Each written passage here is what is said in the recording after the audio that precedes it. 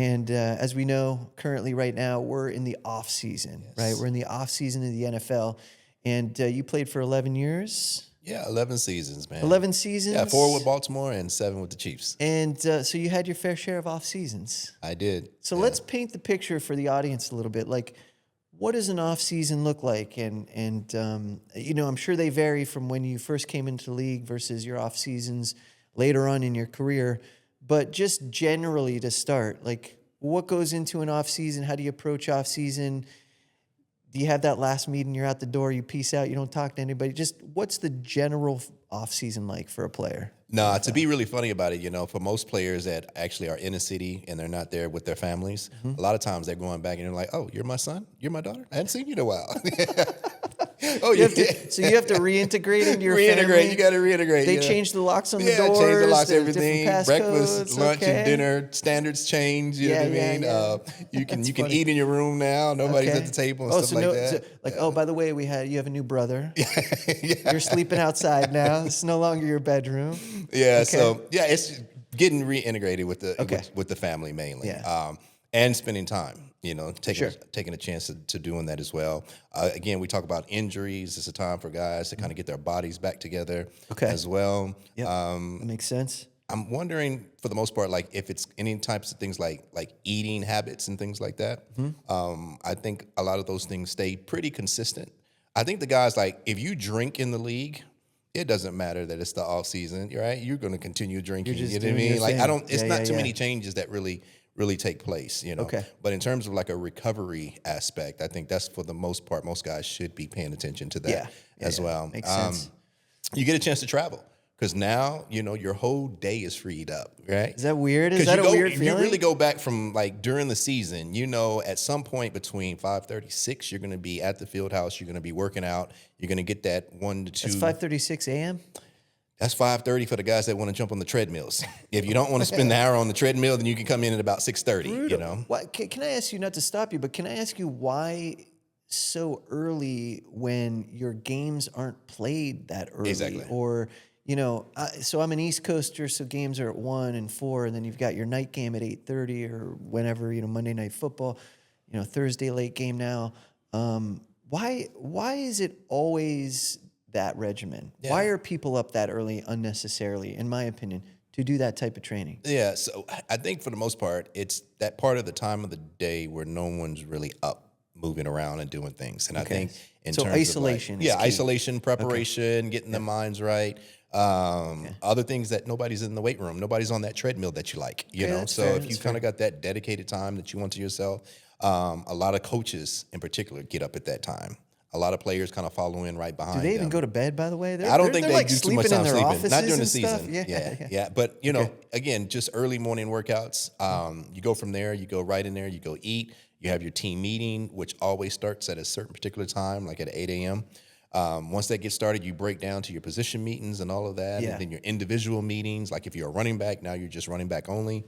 You got your offensive. Going to school. Yeah, and it really is. And then you get a little walkthrough. You go outside, do a walkthrough, and then of course you have lunch, and then you're on the field at like 1 o'clock. Okay. Right, and then you're going to run practice for about 2 hours, 2 to 3 hours, right? Okay. And I think now it's probably the timetable has probably changed from when I played. So things are probably a little bit more simplified and stuff like that, or simplified. Concentrated. Concentrated. So. It's just an early morning for most guys, you know, when they get started. Now to bring it back to the off season, the off season kicks in. You got a full day. You're sleeping to double digits. Yeah, you got a full day to do whatever you want to do, and it's not even you no longer have the mandatory workout. And I think that's the thing that guys really you can relax, like, oh man, like the season's over with. Like I don't have to be anywhere, right? I don't have to work out.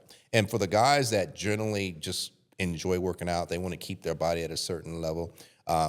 You don't have to convince those guys to go work out. Yeah. It's usually more or less your bigger guys that, you know, you got to kind of stay on top of, man, in terms of, like, you got to have that strength coach in their ear, or one of their accountability guy that's one of your buddies or your lineman or other player that kind of keep you accountable to get back into the weight room, because you really do go from such structured day to an entire day. Free reign. You can do whatever you want. So to dial in just a little bit more when the off season does kick in, do you, as a player, So you're probably split as a team. Maybe there's some players that live in town just Yes. because they've been with that team for a long time.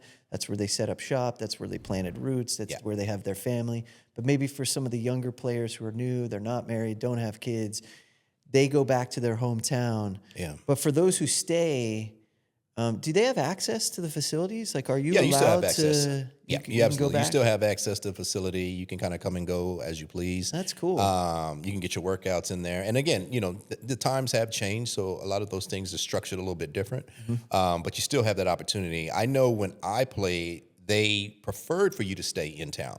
Okay. They would give you an incentive to stay in town. What kind of incentive? Yeah, incentivize you in a lot of different ways in terms of like, if you stay in town, we'll pay you for that off season. Oh, or pay for your workout. apartment, or Yeah. Okay. You were incentivized, in a lot of good ways. You know what I mean? And all of those things were in a way in which to only helps the team. And then again, it wasn't a particular team. Any team could incentivize their players to stay there as well. And did you have access to the coaches too? So like, let's Yeah, say it you just seemed like decided the to coaches stay, never you're stopped. working out. Yeah, it seemed like coaches and you, never stopped. And you'd be like, hey, running back coach, like, Yeah, you could go talk to them. you got a minute? Want to hang out? Want to go grab lunch? Like, talk. Because they talk had game? more. I think the coaches had more designated times to when they were allowed to be away. Okay, like, the classic, like, 2-week off Yeah, they vacation. pretty much They're had in their the stuff offices, scripted. You know what I mean? front office, But for the players, man, once that game ends, you have a Monday meeting. Anybody see Priest? After that Monday meeting, guys are out. Yeah. You know what I mean? And I think it's just like I said, it's just having that opportunity that from as early as the spring you've been on this regimen, and then once the season starts in September or August, that regimen is what it is, and it's not going to change. You know what I mean? It's like clockwork. So anyways, to now free up all that time, you can do so much more. So for some players, they spend a lot more time with their families. Yeah. And get then that I family was time kidding back. about, getting reacclimated with your families and stuff like that. I don't think it's that severe as the way I kind of made it seem, but I think in terms of just being around the kids a lot more, it's probably something that really helps as well. And then I think as far as just like the one-on-one relationships that, significant others or ones that were married, it gives them an opportunity also to spend more time together. And sometimes I've heard that during that time, and it was a little bit more difficult to spend time together with their spouses because they were so used to the spouse being out of the Being house. gone, yeah. So now you have Oh, the spouse man. coming in Oh, no. trying to call shots. Mom's been in here calling shots this entire time. Dad, you've been at work, And so There's I no think king of this castle. there's a dude. little kink in that, you know what I mean? And I'm pretty sure, man, if you brought some of the wives up, man, they'd have a lot to say about that, Sure, you know what I mean? sure. If we brought any of the wives on the set. But yeah, I think the traveling also is one of the big keys too, for guys that got a chance. Like for me, I never had a passport during the time from college to the time I played. And it wasn't until I was all the way through your retirement? I was 30. I retired at 35. I got my passport maybe a year or two after that. You never had a I had never passport gone that anywhere. whole time.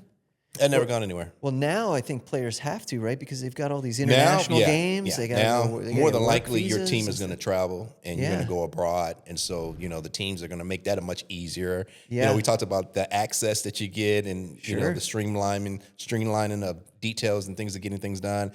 Your passport probably is a different experience if the NFL is getting that passport for you. Yeah, It's yeah, probably like a, You walk in, walk out. Yeah, it's probably or just use one of the old photos. it's probably like an easier process, and it kind Sure. of gets done behind the scenes and stuff like Yeah, that. yeah, But I was able to go through that experience of getting my passport for the very first You time. did it through the NFL? Yeah, or no. I just personally, you know what I mean? Yeah. So you had to go to the office. You had to do the interview. I had to do you everything go- mailed out and yeah. everything like that, and you had to wait, and you had to like, okay, is it really going to be 4 weeks? Is it going to be Welcome 6 to the weeks? real world, And then you're betting Priest. like, Yeah. I bet you mine's going to come in 21 days. Yeah, You know what I yeah. mean? Stuff like that.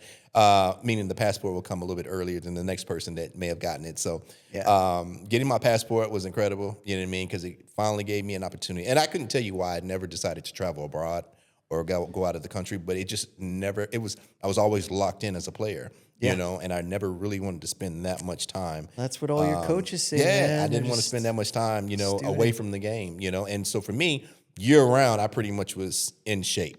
And if I did take some time off, I always knew it would probably take me about 7 to 10 days to get back to full. to be acclimated back to where I was at. You know what I mean? So you had 1 week of like going. So I crazy. could take, even if I took like maybe 2 or 3 weeks off, you know what I mean? In terms of like, I didn't really follow the schedule. I knew it took me about 7 to 10 days, you know what I mean? And you're- and did I was your- back. Did your eating habits stay put too? Well, were not you only have pretty my good? eating habits changed to Well, now, today. I know what they are now. I mean, Don't let me tell you how long that window is now. It's no longer 7 to 10 days I to get recently back. watched you drink 4 sweet teas in 5 seconds, so I Like, know what are you doing? Yeah, it's I like was you don't pay "Trace." for that.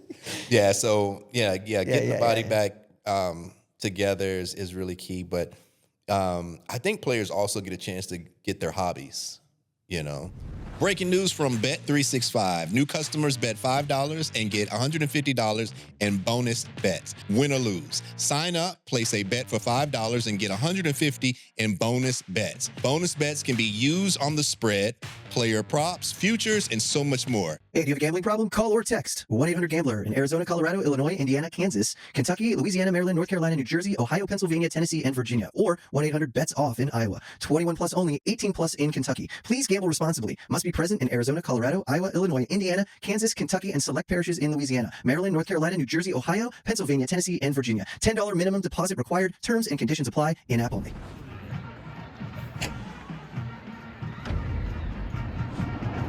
This has been a Playmaker production.